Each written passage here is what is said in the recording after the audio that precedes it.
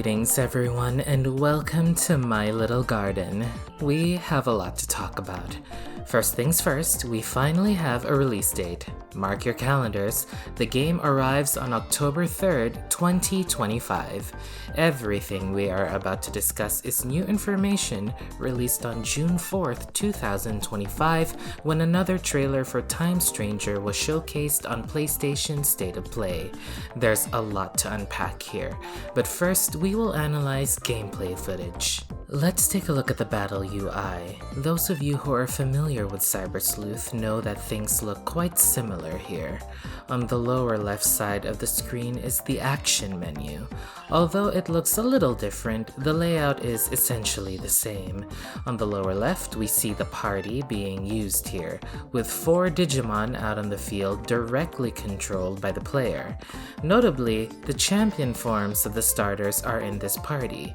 Also, Agiomon is in the party lineup, and Minervamon appears to be a guest party member. For those of you who played Cyber Sleuth, there are story moments in which AI-controlled Digimon joined the party.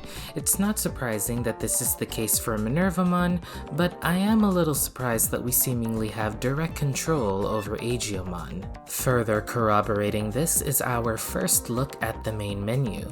Here we can see a 4 party member setup, and this includes Agiomon. That said, we don't exactly know how much we can affect Agiomon's growth. Speaking of growth, this menu option says here that we can digivolve, convert, and enhance our Digimon. Does this mean that we can now completely manage our Digimon from the menu alone? Back in Cyber Sleuth, if we wanted to digivolve, convert, or enhance, all of those actions can only be taken at the Digilab. So I think this is to streamline Digimon management. That said, we don't yet know what other features there are in the game to help us manage our Digimon. Now we move on to what Digimon management actually looks like, and this is where things start to look different from Cyber Sleuth. In this page, we have good old Gardramon. We can see a segment that says Special Skills, and we see Destruction Grenade, which is Gardramon's signature skill. Notice that this segment has extra slots there that implies multiple special skills available at once. I think the number of special skills is entirely dependent on each specific Digimon, with higher stages possibly having access to more special skills. Below that is a segment for attachment skills. This is essentially Time Stranger's equivalent to inherited skills. This time, it seems like attachment skills are appropriately named as such because players can seemingly collect skills independently from Digivolution. Then, the player can simply attach these skills to the Digimon. In this part of the menu, we see the return of common skills like Burst Flame, Ocean Wave, and Crescent Leaf, but also dozens of other skills that are new to the game. Also note that we seem to be able to equip only 4 of these attachment skills. There's also the equipment segment, but we don't know anything that we can equip yet. We also see the return of personality traits.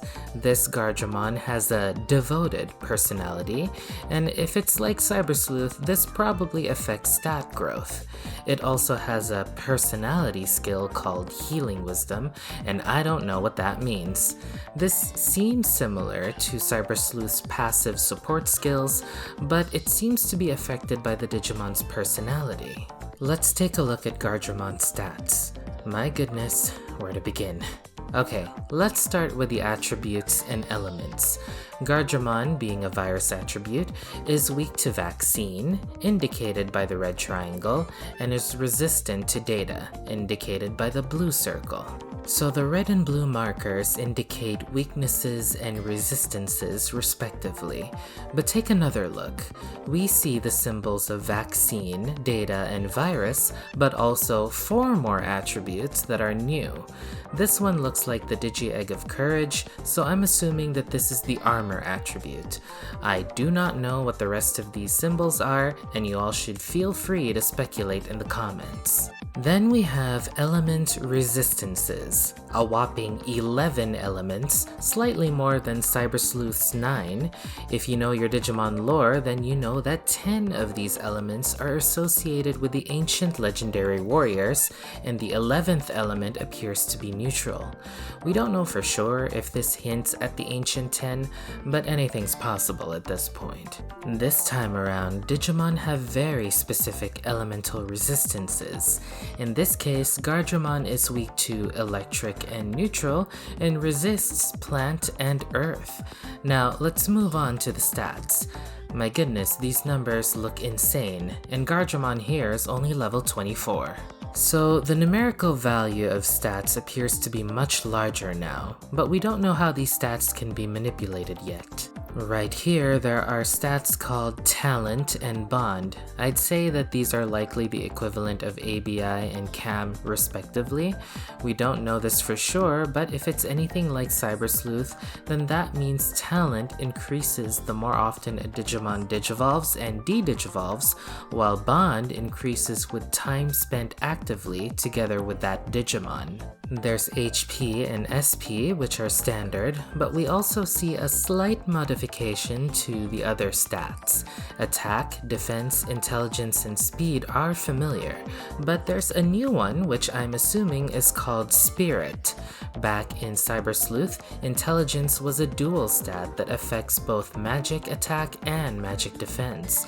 Now, Spirit seems to take on the role of magic defense, while intelligence only affects magic attack.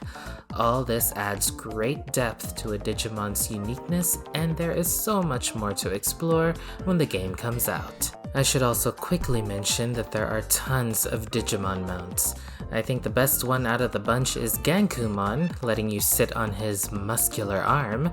You bet I'm making that happen in my playthrough. Now, I mentioned earlier that there might not be a Digilab, and that could still very well be the case. But in this clip here, we see Digimon roaming around a playground, which is very akin to the Digifarms of Cyber Sleuth. We don't know for sure if this playground will be accessible through the main menu, or if the player has to utilize a completely separate storage system. Again, there's just so much we don't know still. Check this out though, that's a Digivice, and we have a card-based minigame too. No idea how any of that works, but it's quite exciting to know that there will be alternative game modes to keep things fresh. We also get to see more Digimon related to the Olympus 12. Here we have Bacchusmon, the fan favorites Lunamon and Coronamon, and the graceful Junomon. There's also mention of Plutomon too, so Plutomon is confirmed, you guys. The voiceover heavily hints at the plot of the game. I won't go into depth with the details, but there are some points we can talk about. If you're sensitive to story spoilers, you better skip this part now. Inori calls Aegiomon a phase electron lifeform, and we see Aegiomon wearing street clothes. Not gonna lie, seeing Aegiomon wear human clothes is so damn endearing. I want to protect him. Among other things, we see this ominous figure reaching for a glowing egg, which the protagonist tries to stop. We see clips of human characters who were previously revealed in character reveal posts, but now we see even more human characters for the first time through this trailer. In particular, this one stands out to me, Kodai Kuremi. Oh no, he's hot. He has the same last name as Kyoko from Cyber Sleuth. Could that just be a coincidence? We don't know, but it sure is fun to speculate. Let's also not forget this big baddie here. Pretty sure that's the final boss. There's so much to look forward to story-wise. Look at this clip of Minervamon about to tackle Taitamon. I want to see that cutscene so badly. But now let's head for the end of this trailer. As a reminder, the release date is October 3rd, 2025. Congratulations, Eduardo. This is gonna be the best birthday ever.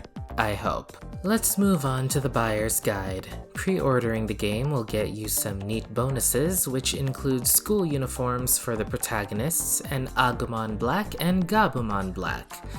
Wait, does this mean that the black variants are not in the initial roster? Well, that's a little upsetting. Or maybe you can just have them in your party right away without needing to find them yourself. I don't know.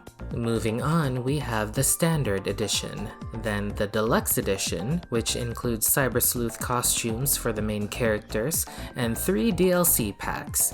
This is also labeled as a Season Pass, which means Time Stranger is getting post-launch DLC support.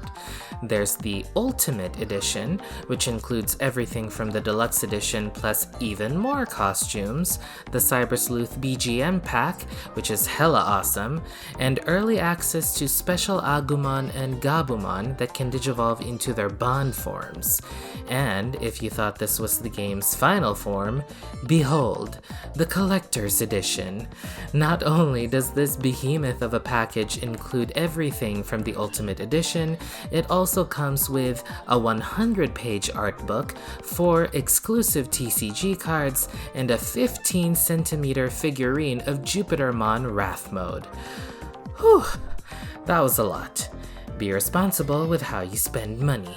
That's all for now. If you enjoyed this video, please subscribe to my channel so you don't miss any Time Stranger news. Thank you so much for watching and train hard, Tamers!